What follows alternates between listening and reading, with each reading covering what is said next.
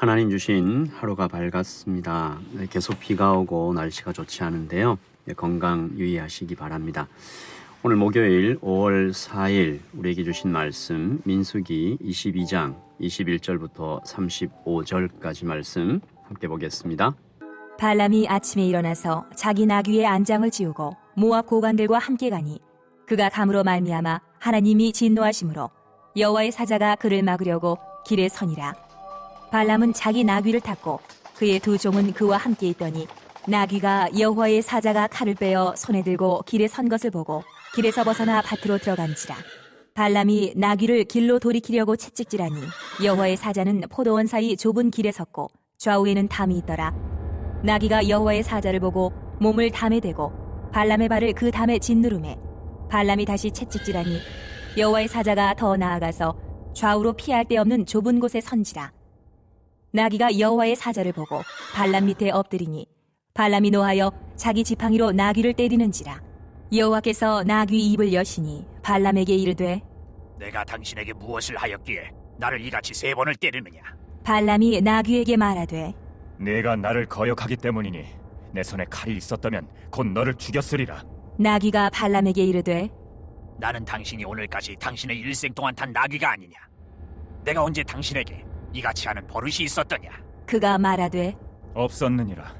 그때에 여호와께서 발람의 눈을 밝히시매 여호와의 사자가 손에 칼을 빼들고 길에 선 것을 그가 보고 머리를 숙이고 엎드리니 여호와의 사자가 그에게 이르되 너는 어찌하여 내 나귀를 이같이 3번 때렸느냐?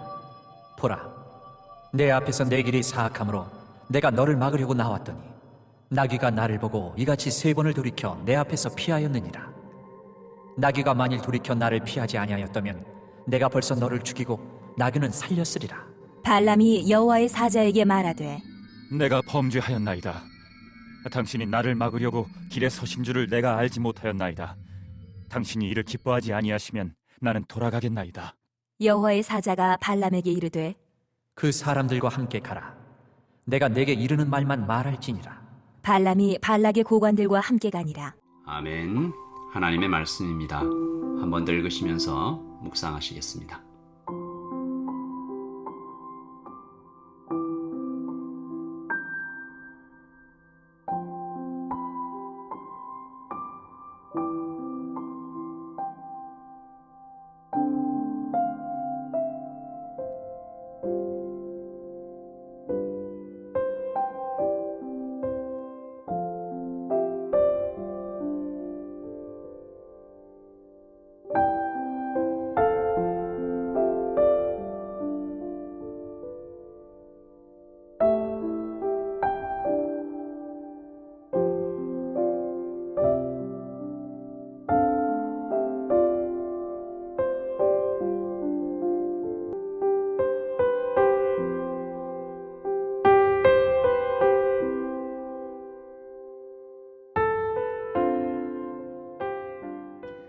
우리 어제 발람이 하나님의 허락이 아닌데 허락처럼 생각하는, 허락 아닌 허락을 받는 장면 보았잖아요.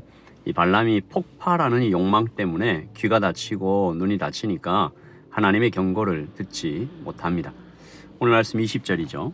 밤에 하나님이 발람에게 임하여 이르시되 그 사람들이 너를 부르러 왔거든 일어나 함께 가라. 그러나 내가 내게 이르는 말만 준행할지니라. 하나님께서 발람을 이게 허락 아닌 허락을 하시지만 거짓말은 하지 말라.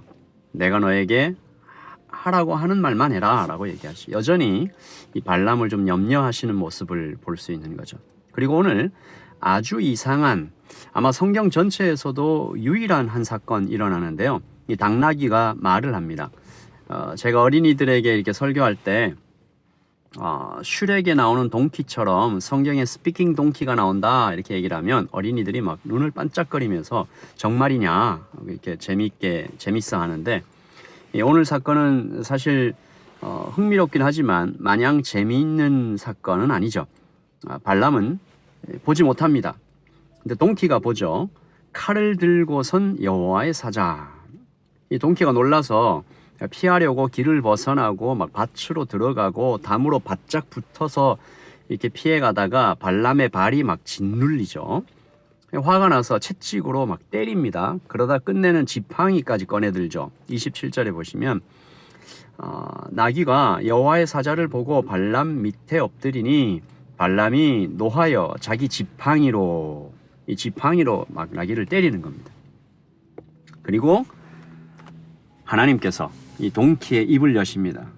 28절 여호와께서 나귀의 입을 여시니 발람에게 이르되 내가 당신에게 무엇을 하였기에 나를 이같이 3번을 때리느냐. 여기서 참 놀라운 건 발람이 막 깜짝 놀라는 어떤 기색이 없어요. 나귀와 그렇게 대화를 합니다. 근데 학자들은 아마 발람이 극도의 분노로 제정신이 아니거나 혹은 평소에 이 신비한 현상들을 꽤 경험했기 때문에 그런 것 아닐까 추측하죠. 발람은 이 자기 손에 칼이 없음에 대해서 막 분통을 터뜨립니다. 29절 발람이 나귀에게 이르되 내가 나를 거역했기 때문이니 내 손에 칼이 있었으면 곧 너를 죽였으리라. 이 JPS 토라 주석이라는 주석에서 이 장면을 이렇게 해석했습니다. The irony rests in the fact that the sword Balaam seek is close at hand with the angel whom he the seer cannot see. 여기 기록된 아이러니를 보라. 발람이 찾고 있었던 그 칼은 아주 가까이에 있었다. 보는 자가 보지 못했던 천사의 손에. Whom he see, the seer cannot see. 이 천사의 손에 그 칼 잡혀 있었죠. 그리고 하나님께서 마침내 이 발람의 눈도 열어주십니다. 그리고 다시 한번 경고를 하시죠. 31절 그때에 여호와께서 발람의 눈을 밝히심에 여호와의 사자가 손에 칼을 빼들고 길에 선 것을 그가 보고 머리를 숙이고 엎드리니 여호와의 사자가 그에게 이르되 너는 어찌하여 내 나귀를 이같이 3번 때렸느냐. 보라 내 앞에서 내 길이 사악함으로 내가 너를 막으려고 나왔더니.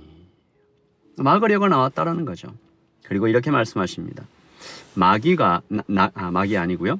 동키. 나귀가 만일 돌이켜 나를 피하지 아니하였다면 내가 벌써 너를 죽이고 나귀는 살렸으리라. 그러니까 내 말을 안 듣고 내 발을 담장에 막 짓누르게 만들고 그래서 나의 화를 폭발하게 만든 그 동키가 사실은 너를 살리고 있었다라는 겁니다. 눈이 다쳐서 보지 못하고 귀가 다쳐서 듣지 못하면 이런 일이 생기는 것 같아요. 오늘 나는 하나님의 음성을 듣지 못하고 욕망을 따라 계속 걸어가고 있지 않은지 생각해 봅니다. 어제 하나님의 허락이 아니었던 것처럼 오늘 나귀의 방해가 사실은 방해가 아니었던 거죠. 하나님의 사랑이었습니다. 하나님께서 막으시려는 거였죠. 결국 중요한 것은 이미 우리에게 알려져 있는 하나님의 뜻입니다. 하나님의 뜻이 뭔가요? 하나님을 사랑하고 또 사람을 사랑하는 거죠. 먼저 그의 나라와 그의 의를 구하는 것입니다.